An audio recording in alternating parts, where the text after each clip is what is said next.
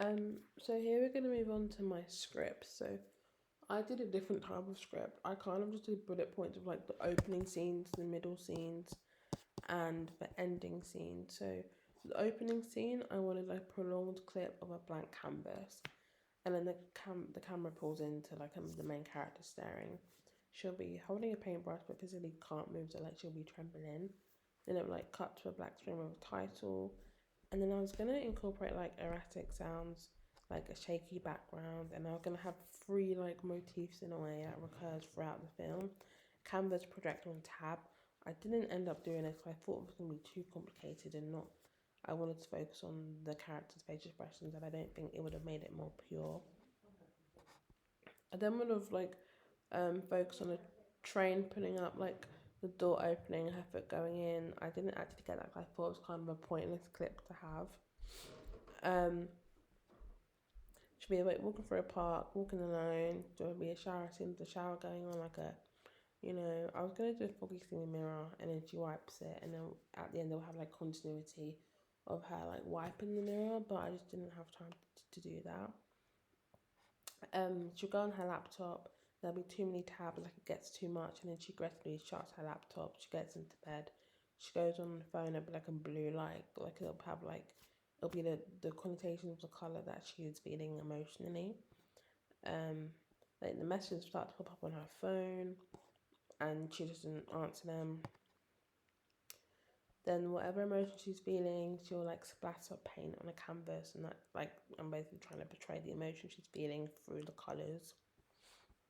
Um, That'll be like the opening scenes. The middle scenes would be like her alarm beeps. Then it'll go to like the panic attack.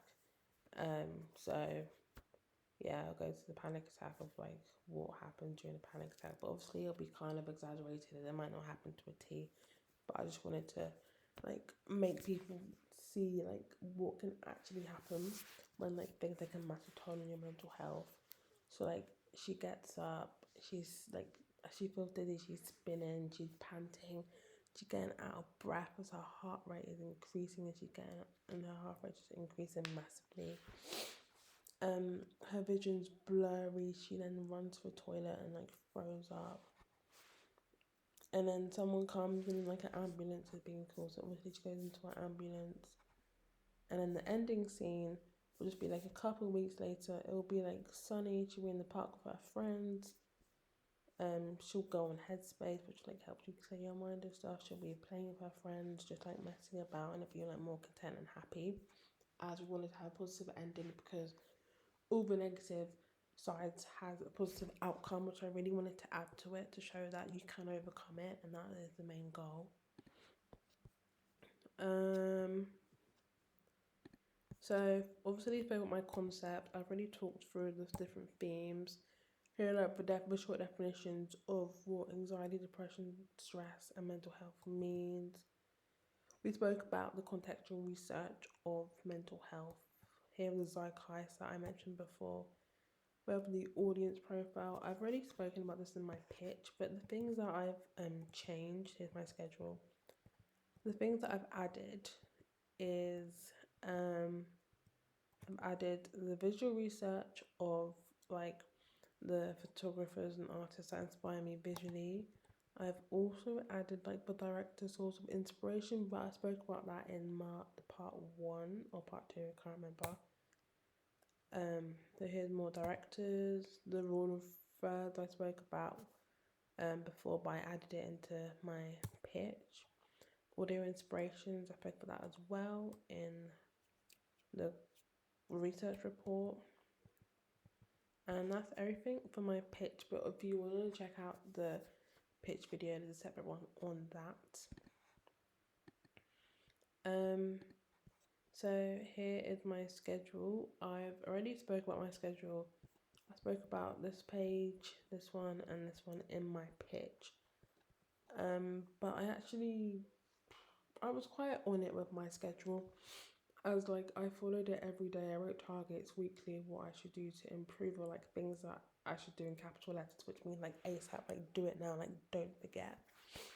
I feel like the schedule really helped me keep on track and remember the goals and stuff that I was trying to achieve. And this was like more strategic. Like, it just made more sense to do it this way, because I feel like if I just did whatever I wanted to do, I would be like not on track and I would forget the things I have to be doing.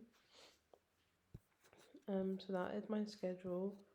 So yeah. Here is the one-page proposal. Oh, that's not it. One sec, let's find it. Oh my god. Here.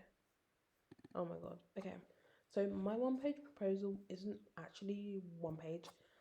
I was gonna minimize it to one page if my teacher would like just keep everything in, because I, on the other hand, do write a lot and I waffle quite a lot, which means I go on and on and on, and I can't keep things to minimum, which is kind of bad. But so basically, my short film is categorized like a bibliography. I just talk about my concept and my synopsis. Basically, I talk about like ways to help, ways to aid people, how to resolve it, how to overcome it. I speak about similar products for different aspects they have, the visual side, things that inspired me visually. I speak about the audio. I speak about like my target audience, which is aimed at. Talk about the main goal, spread awareness. You know, just teach people how like you're not alone. I just wanted to make people aware. So it's a one-page proposal. Here is the UAL proposal. It's basically like the one-page proposal. It literally has everything on the one-page proposal, but this is one we send off to UAL. So yeah, that is that. Also we have a problem-solving log. So as you can see here, you have dates and there are like mini paragraphs of what went wrong and how I had to resolve it. So I'll give you a few examples. I had some technical issues where like the first day I was filming, it went terribly wrong. Like I didn't know how to turn the camera on. I didn't know how to put the SD card in because the SD card was locked. I didn't know you could lock and unlock an SD card. So that was not good. The tripod was so wobbly, so we didn't even use it. We didn't know how to attach the stabilizer, the camera to the stabilizer. I had loads of fuzzy shots because we didn't film a natural. It was natural daylight, but we closed my shutters to make it more like a dark scene at night. But it just didn't work out because it was really fuzzy. I had laptop issues as my old MacBook was just terrible. It wouldn't update. I couldn't get Final Cut Pro to edit at home. I thought that'd be more effective, especially during Easter. I didn't want to waste 2.5 weeks and not try and finish my edit. And also, I didn't have enough gigabytes, so I had no storage. It just wouldn't update. It just was bad, so I had to get a new one, and that's what I'm recording this on now. When we started with canvas scenes in my garden with the paint, it was very, very windy, so we had to like kind of like find solutions and strategies to like put the canvas upright. So we literally got like a stick and held it upright, or like someone had to like go behind the canvas but try not to get a shot and hold it upright because it was very windy. Some of the shots I was too small to film it, as in the main character was my height, so I didn't like how it was eye level with her. Obviously, I could hold the camera upright and my arms extended, but I wouldn't be able to see what I was filming because I'm really sure I'm only 5'2". So for some of the shots, I wanted to have like a different perspective, like a different like viewpoint in a way. So I wanted it higher up because it makes her feel more vulnerable. Um, so I had to get my friend to film that as he is like literally 6 foot. Some shots like I could have used like when she was holding in the camera. I could have used a selfie stick to make it look extra cool and like wide, like a GoPro, but I didn't think of that in the moment.